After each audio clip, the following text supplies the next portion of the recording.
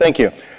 And I'm joined on the stage here by MarySue Barrett, who is the president of the Metropolitan Planning Council, and with John W. Rogers, who is the chairman and CEO of the of Ariel Investments, chief investment officer as well.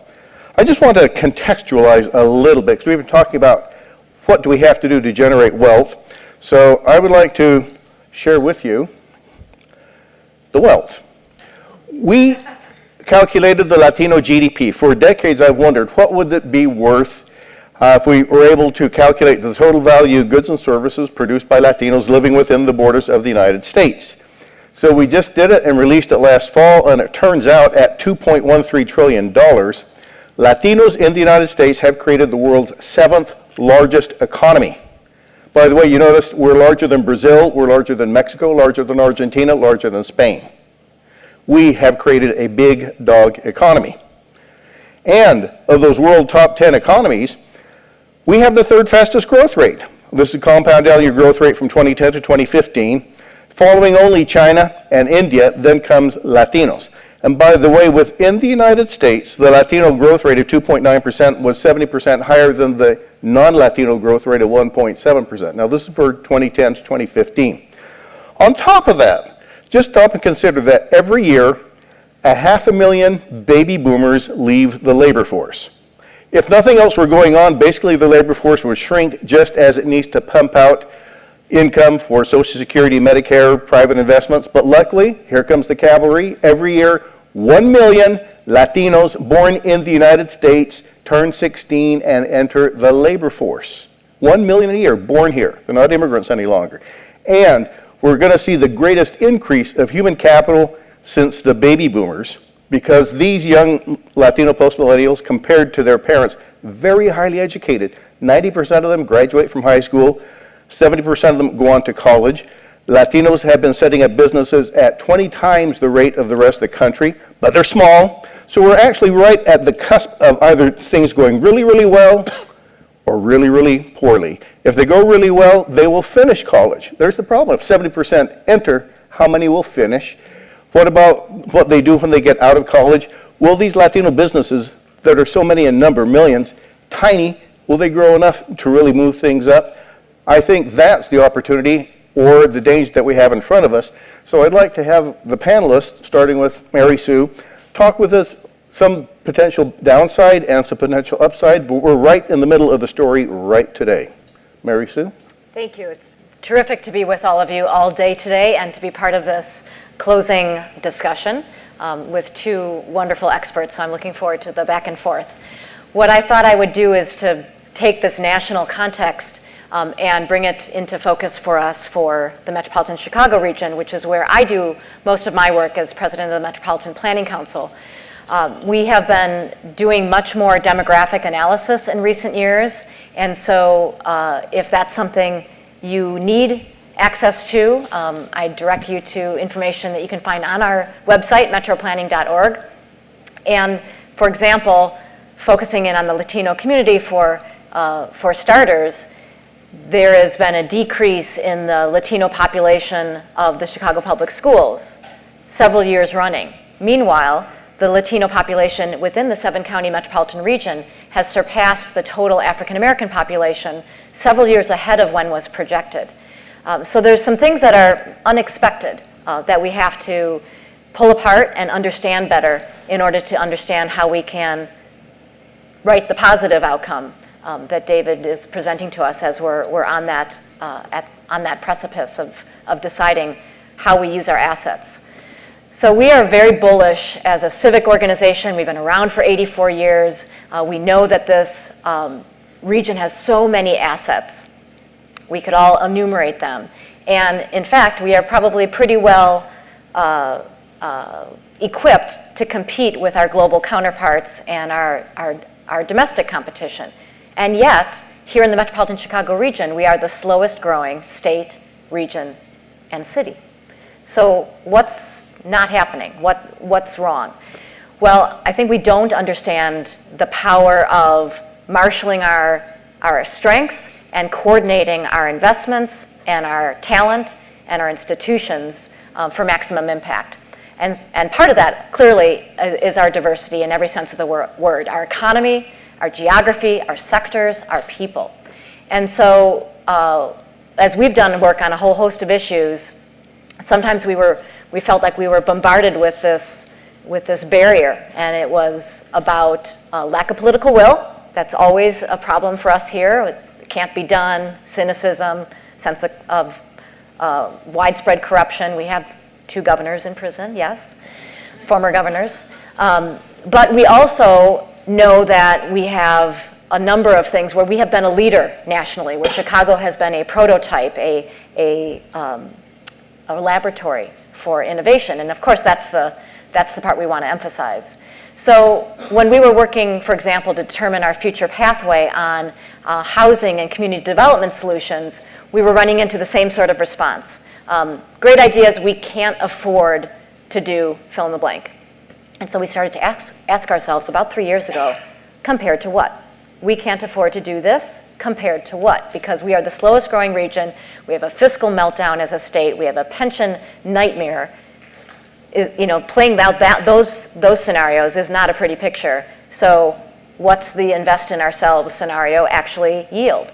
And so we partnered with the Urban Institute, and this information is also available at metroplanning.org in determining the cost of segregation. So a year ago, we released those findings and found that the combined economic and racial segregation was deeply costing our region. 3 takeaways: in lost income, lost lives, and lost potential. So on lost income, it's $4.4 billion just in African American lost income, which if you look at the total gross regional product is an $8 billion annual deferred benefit. This is in comparison of placing Chicago in where we would be in outcomes if we were at the median for regions. What kind of places are at the median? Houston, Atlanta, Raleigh-Durham.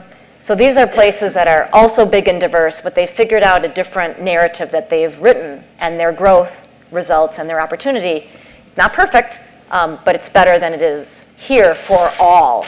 That's our goal, not just growth, but growth and equity of opportunity for all, inclusion for all. So we were armed with information about lost income, lost lives, 30% more homicides, and lost potential, 83,000 fewer bachelor's degrees. And clearly this was an unacceptable cost, and that was the rallying cry. So we were already consulting with many, many experts across business and government and community, both nationally and here in metropolitan Chicago, in working on this research effort with the Urban Institute, and then naturally had to move on to the second question we were asking ourselves. If unacceptably high, what do we do about that cost?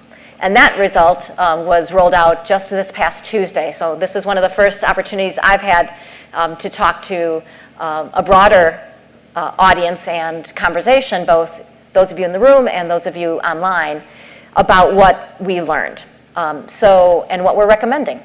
We recommended that every institution, and I do think that these recommendations you can substitute for metropolitan Chicago any place.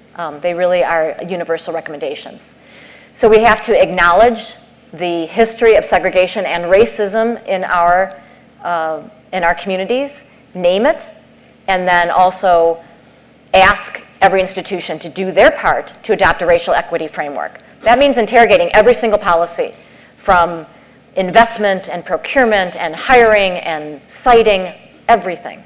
And those are questions we ought to ask ourselves as individuals. So I'm talking about philanthropy, higher education, corporations, and yes, government at every level. And we've got many, many levels of government here in Northeastern Illinois.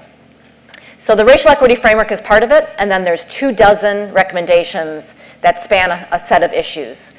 So if I think about the numbers that we have analyzed on the Latino imperative, the Latino potential in our region as it has been growing, we've seen lower educational attainment compared to other groups. We have seen lower wealth gains. And so I put those findings, those demographic findings, within the context of what we've learned over the last year and a half about the unacceptably high cost of segregation, and also this roadmap.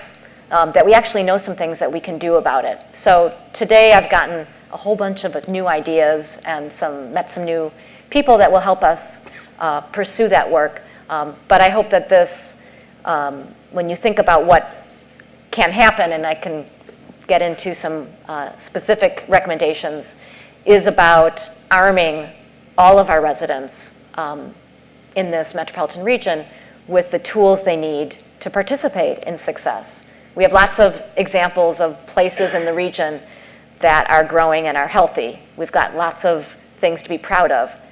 But if you're in Silicon Valley, if you're in the Bay Area, or if you're in New York City, there is no place that looks like Englewood in Chicago. There is no place with thousands of vacant lots where there is transit and other amenities that is totally underutilized. So we've got some assets and we got to put them to use. I really enjoyed your comment about needing to write our own narratives, because narratives have been written about us and they're not very nice narratives. Right. Yet when we start to look at the potential, there's a lot of potential, but maybe we need to also start to create our own narrative. Where do we want this to go? I mean, you've just laid out a number of potentially strong areas. John, could I have you just chime in with some of your comments that we've shared briefly in our earlier conversations, then we can start the ball rolling here. Okay. Well, thank you. It's really a pleasure to be here. And, you know, I'm here to bring the perspective of an African-American entrepreneur here in Chicago, and with the assumption that a lot of the challenges that we face as African-American entrepreneurs and business leaders, these same challenges are faced by Latino entrepreneurs and business leaders. So I always start with the fact that when I got home from college in 1980, we were sort of seen as the centerpiece of minority entrepreneurship nationwide. We had these extraordinary businesses. John Johnson had created Ebony and Jet magazine. George Johnson had created Afro Sheen and Ultra Sheen and had founded Soul Train. He had founded Independence Bank that became the largest black bank in the country. We had large insurance companies, radio stations. The Chicago Defender was one of the most successful newspapers in the country. You just went throughout category by category. There was just great success. And we had the Johnson Publishing Building on South Michigan Avenue, which was kind of this beacon, one of the only downtown office buildings run by an African American with their brand on the front. And now I look ahead, you know, all these years later, and so much has changed. Most of those businesses are gone completely, and the ones that are left are just shells of themselves, very small. And we've lost that iconic building. The Ebony Jet building is no longer owned by African Americans, and Ebony and Jet has primarily moved out to Los Angeles and is very small today. And so it's just really tough. Now you think about it, when Cranes has a list, Crane Chicago Business has lists of all types of businesses in Chicago, and they list the top 25 accounting firms, the top 25 law firms, top 25 banks, insurance companies. You get the idea. The vast majority of those companies, the vast majority of those lists have no African Americans that make the top 25 across the board. And then when they list the top 300 privately held companies, there is basically one African American company that makes the top 300. It is really stunning how much things have gotten worse for the African American entrepreneurs here in Chicago. And then if you think about it, it's the same in the large majority companies. What kind of progress have we made there? Because you can maybe argue, well, maybe if we aren't starting our own businesses, we're leaders in these big majority companies. But the reality is the same. You know, if the Chicago Tribune lists the top 100 publicly traded companies every week, there's one African American CEO out of the top 100. The major private equity firms in town have never had an African American professional, let alone an African American partner. The largest investment bank, you know, has 3 African American partners out of roughly 160, 170 partners. This is the reality of what it's like to be, you know, a minority entrepreneur here in our city. Things have gotten substantially worse. And as you know, if you look at the wealth gap today, according to the Federal Reserve Board of St. Louis, between 1991 and 2013, college-educated African Americans saw their wealth decline 55%, while college-educated whites saw their wealth increase 86%. Up 86% for whites, down 55% for blacks. So it's dramatically worse. And so at the end of the day, not just to tell the horror stories, but a lot of it is because our large anchor institutions in our city, the ones that have been talked about earlier, have not been working with minority businesses. We not only need access to capital, we need access to customers. And the large companies, the Walgreens of the world, don't work with minority businesses. The universities don't. DePaul, Loyola, Roosevelt, Columbia, they refuse to work with minority businesses. There's exceptions. The University of Chicago does a great job. Exelon does a great job. McDonald's does a great job. But the vast majority of our anchor institutions don't work with us. And if you ask a university president about it, they'll always say, well, we use minority construction firms, we use minority caterers. So the black and the brown people do the construction and the catering, but the real wealth today is in technology, professional services, and financial services. Hedge funds, private equity, what's happening in Silicon Valley, et cetera. And we've been excluded from that. So the final thing I'd say, then open it up for discussion, is that it's up to us, because often all of us are sitting in the boardrooms of these corporations, of these universities, of these hospitals, the other anchor institutions.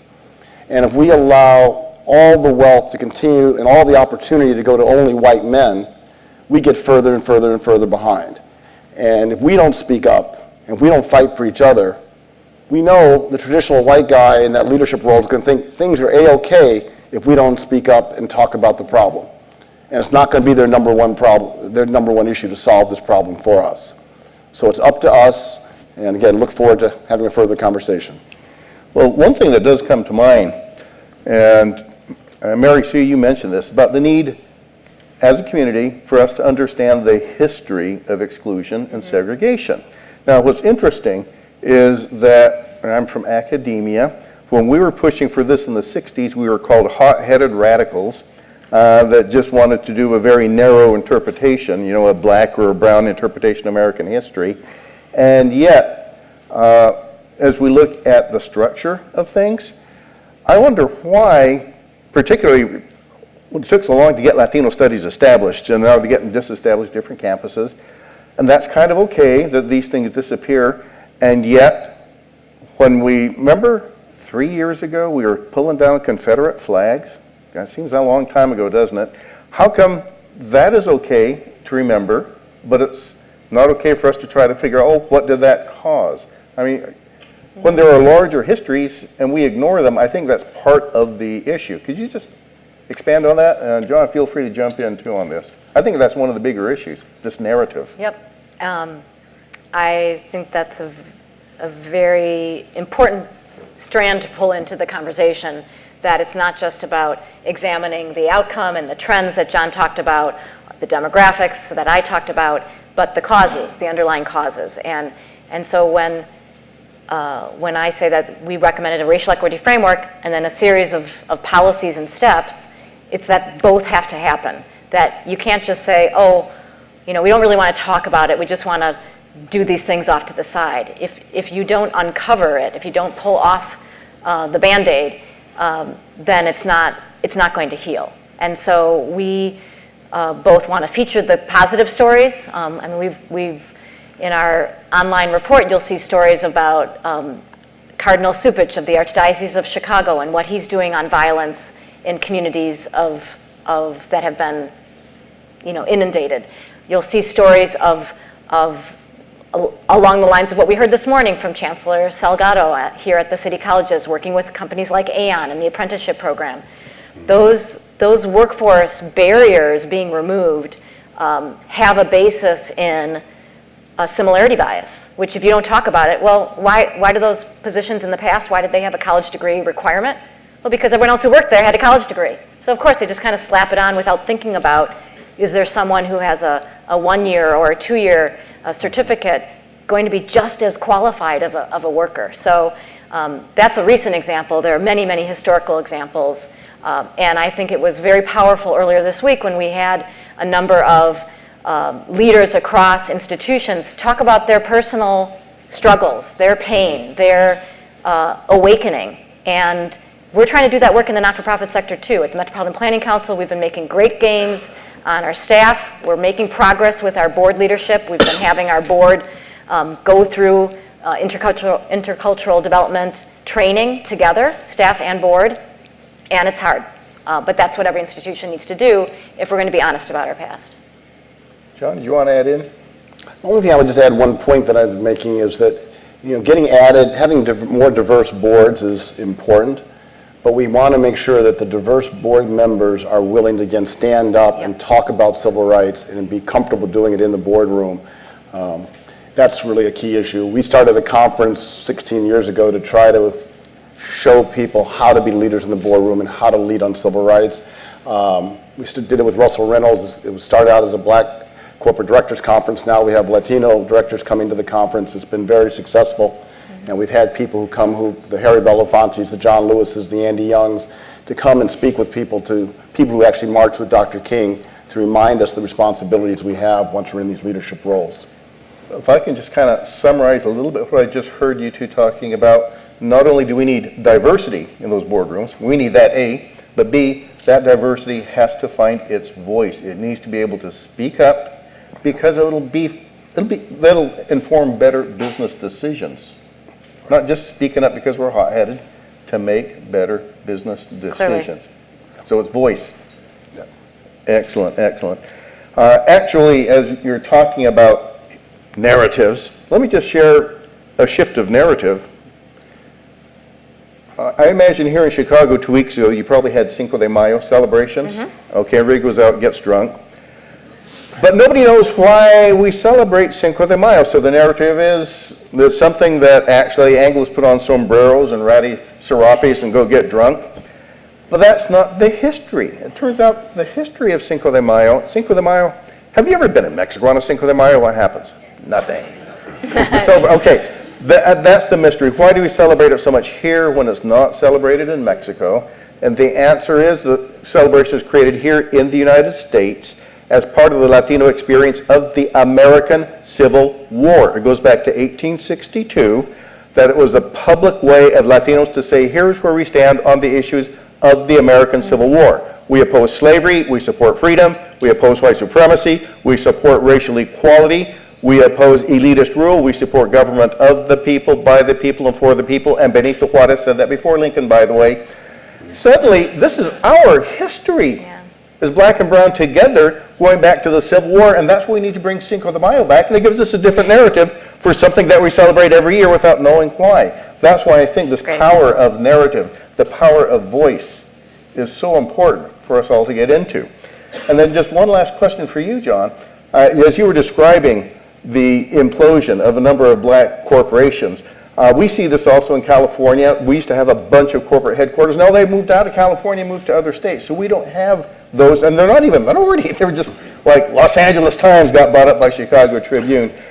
So what do we do given that there's just a larger secular trend of corporations merging with one another than moving away? But we're still here. You're in Chicago. I'm still in LA. So we're coming on board, how do we use this as an opportunity? Well, I think one of the things we've been trying to do here, and there's a group called World Business Chicago that is encouraging the anchor institutions to work with local businesses and build strong local businesses. I think that's critical, and you have to get the universities, the hospitals, the museums to do their part. Like here in Chicago, Rush Presbyterian Hospital, not far from here, does a lot of work to strengthen local communities, work with local businesses to do the right thing.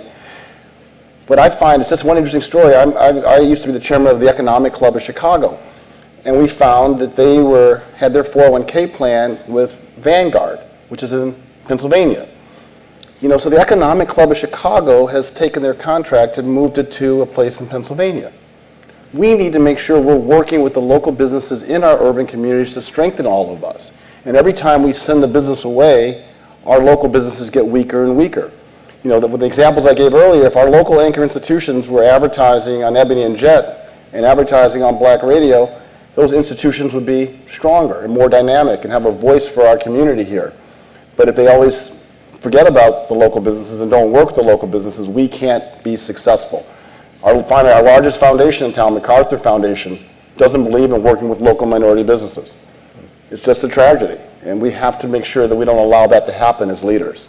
Okay. And just a quick point, tying those last two together, is that by having both the right people in the room and inviting more people into the room and then empowering those voices, then you ask those tough questions. Right. And I think that's what both John's leadership in the corporate community and across so many institutions, and the role that we try to play as a connector of the dots across a lot of other institutions, we're trying to set the stage for questioning not only to make us uncomfortable, but questioning so that the outcomes turn around. Okay, just to wrap up, quick 15 seconds each, one last phrase of advice as we can move this inflection point going forward so we build and we actually drive GDP growth. John, 15 seconds. What's your word of 15 seconds, I'd advice? just say that, in our community, we had great mayors like Harold Washington and Maynard Jackson in Atlanta who fought for local businesses, insisted the majority companies have minority partners on all the relationships they have with the city, all the investment banks, all the law firms, all the accounting firms. We all ask to ask those same questions in all of our leadership roles. MarySue, 15 seconds. If we can combine powerful data on the cost of the status quo with the projections of what change will yield, along with powerful storytelling from diverse voices, I believe we can change any trajectory. Thank you very much.